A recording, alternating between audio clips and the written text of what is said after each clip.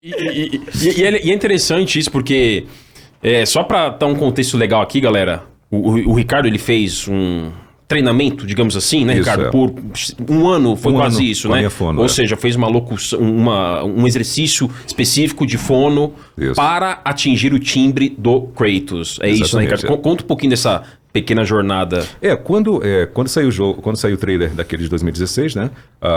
Eu não sabia se eu ia fazer essa versão nova e fui por conta própria procurar uma fono, a Luísa Catoira, para fazer esse treinamento. Então foi como se fosse uma musculação para as cordas vocais. Eu já sabia mexer, já tinha a voz grave, só que ela era mais doce, né? Então para chegar no que mais duro. Exatamente, mais seco, mais duro, mais envelhecido e tal. Uma série de técnicas, vocal fry, vocal fry. Aquela coisa voltada. Tem. É um pouquinho de drive e tal. Então, uma série de técnicas para... Falando de uma forma assim mais simples, é como se eu tivesse um equalizador. Lógico. Modulador, né? Um modulador de voz. Da mesma forma que eu vou para a voz do Edu, do Edu, que é o contrário, eu faço isso ao contrário, que é: eu sou o Edu, você tem bala de caramelo? Entendeu? Que é totalmente diferente da... Cara, eu sou muito fã do Edu, cara. Então, aí eu volto e vou pro grave mais pesado. E eu acho que um momento muito difícil, os momentos mais difíceis, você vai poder dizer muito melhor, Ricardo, é quando o Kratos tinha que gritar, né? Porque como manter quando a gente grita, eu tô falando aqui mais empolgado agora, minha voz já agudou. A gente aguda a voz. Quando você grita, naturalmente todo mundo, ela sobe e fica mais aguda. O que eu tentava fazer nos gritos ali, na maioria deles, não em todos, tá? Por exemplo, quem é você? Ali eu soltei mesmo. Ali da hora que o Thor aparece na... Nossa, você me dá arrepio. Nossa, esse grito ficou muito bom. Minhas pernas arrepiaram. Esse grito ficou muito bom. Essa cena não é incrível? Cliffhanger, melhor cliffhanger da história. Pô, maravilhoso. Os melhores. Aí termina, aí todo mundo quer mais, né? 2018, né? Então o que eu tentava fazer ali era deixar mais aqui na garganta, mais aqui, assim, tal, gritando, e não deixar ela, quem é você? Não, então, quem é você? Mais aqui, entendeu? Nossa, mais aqui pra... E aí tem essa vantagem, né, que como dubladores, a gente tem um microfone. Claro. Então, muitas vezes tem esse... pode aumentar o ganho de certa maneira, ou se não for um microfone de testa, você faz uma voz mais grave, pra você não perder essa qualidade de ter que fazer mais alto, talvez perder um grave, você pode chegar mais perto. É um recurso também que funciona bem legal, assim. Eu tinha um personagem que eu fazia, que era uma voz grave, assim, era um jovem adulto e eu ainda não era um tão jovem adulto. E aí eu passei pra fazer no teste e aí a diretora me deu, né, essa dica uma vez que eu fui fazer com ela. Ela falou, chega mais perto do microfone. Então é um recurso que a gente pode usar também, mas nesse caso eu não sei se daria por causa da testa. O Rafa, que cuidou do áudio, né, ele falava, desculpe, mas tem que fazer mais uma, só para vocês entenderem, é diferente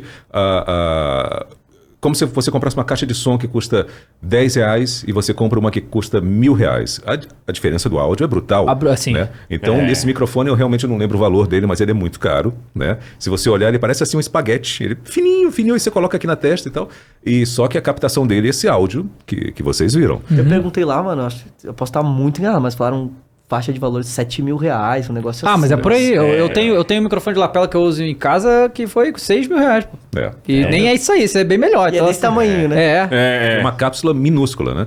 Então depende muito do que você vai fazer, né? O tipo, se é uma voz mais soprosa, uma coisa mais assim e tal. Ou você vai fazer uma voz mais alta. Então, aí o técnico de áudio é importante nisso, né? Como eu disse, a gente teve o diretor, uma equipe maravilhosa. A parte de produção, tradução, adaptação de texto, que também teve muito. Teve umas pessoas falando no trailer, no segundo trailer que saiu, por que algumas falas em inglês, elas falavam determinadas palavras e em português mudaram. É porque às vezes a gente tem que mudar para caber dentro daquele tempo. Então, às vezes, vamos ver, 4,7 segundos. Você tem que fazer naquele tempo. E as palavras em inglês costumam ser menores. É porque em português tem muita preposição, muito artigo. Exato, né? exato. Em inglês não. Em inglês as palavras são menores. Mas, assim, algumas coisas tiveram que ser mudadas, tá? Para caber ali. A gente muda as palavras mantendo o sentido da frase. Entendeu? Sentido. Isso é a magia da localização. Exatamente. Nossa, que ele falou de produção, a gente tava nas nuvens, cara, porque beleza, ele dublou bem mais games do que eu, ele até pode falar isso, eu dublei menos games do que ele, com certeza, mas, cara, foi a primeira vez, assim, a única vez, assim, até hoje, espero que isso mude, e eu acho que vai mudar por causa de estar crescendo a localização, e as pessoas estarem conhecendo e cobrando mais essa qualidade, que tinha resposta pra todas as perguntas. Geralmente, não é porque o estúdio não quer. Você vai gravar um negócio, aí você fala, o que tá acontecendo aqui? Aí eles, então, a única informação que a gente tem é que ele tá bravo. A gente não sabe quem que tá falando, pra quem que tá falando. Essa é a direção que vocês têm, só. Porque não é culpa do estúdio. Lógico. Antes não mandaram pra eles. E aí dessa vez a gente perguntava, pra quem que tá falando? Tá bravo por quê? O que é isso? O que é que resposta pra tudo, cara. Foi maravilhoso. Tanto que assim, eu abusava muito disso. Tinha horas que era só, mano, uma palavra. Sim, não. E eu, pô, só uma palavra, mas o que tá acontecendo aí? Só pra eu saber. Então, isso foi assim, nas nuvens. Uma coisa que interessante que eu vi algumas matérias americanas falando é que o ator que faz o Atreus lá nos Estados Unidos, a voz dele mudou muito de 2018 pra cá, né? E teve isso. A sua... Dá pra... que o Atreus cresceu também. Mas dá pra ver que, obviamente... dá pra ver que sua voz envelheceu o tempo que deveria, né? Mas fala que a voz do moleque, tipo, tinha um nível de agudo e ficou grossa, simplesmente. Aí deu um contraste muito grande, né? Porque acontece em muita... É que, assim, hoje em dia menos. Mas antigamente era muito comum ter, sei lá, algum papel de algum filme que era criança. E na sequência mudar a pessoa que faz, porque a voz mudou demais, né? Você, assim... Teve alguma coisa diferente? Porque assim, a sua voz natural é bem parecida com o Atreus. Sim. Né? O que você fez de diferente pra ser o Atreus dessa vez?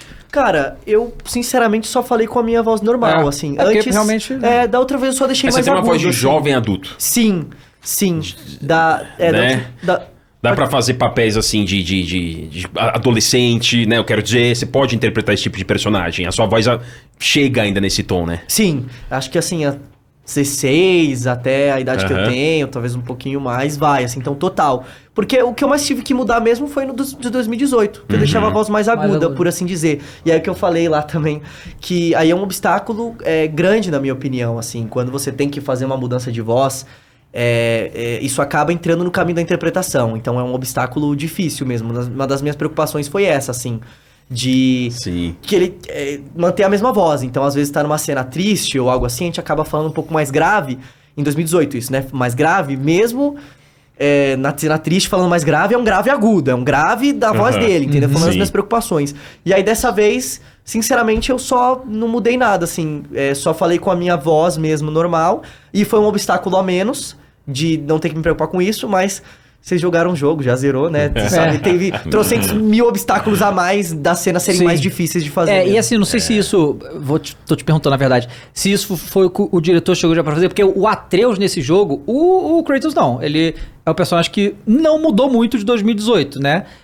Mas o Atreus mudou bastante. Além de ter envelhecido, ele tá muito mais confiante, né? E o Atreus no primeiro jogo, 2018, ele era muito receoso, né? Era pequenininho e tal, pô, o moleque não conseguia nem matar um cervo. E agora tô, né, fazer um monte de coisa. E isso foi passado a você que, assim, porque obviamente isso influencia na interpretação.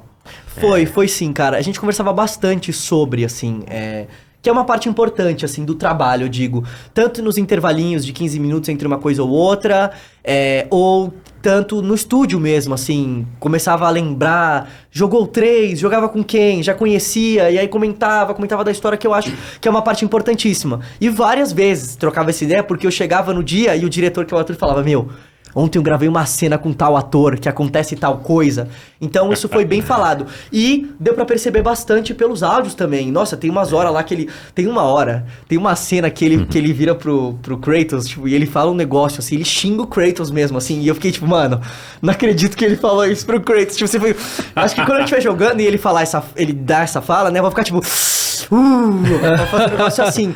E mais piadas também. Ele tá bem mais piadista, assim. Eu não lembro. Ele tá mais malandro, muito né? mais malandro.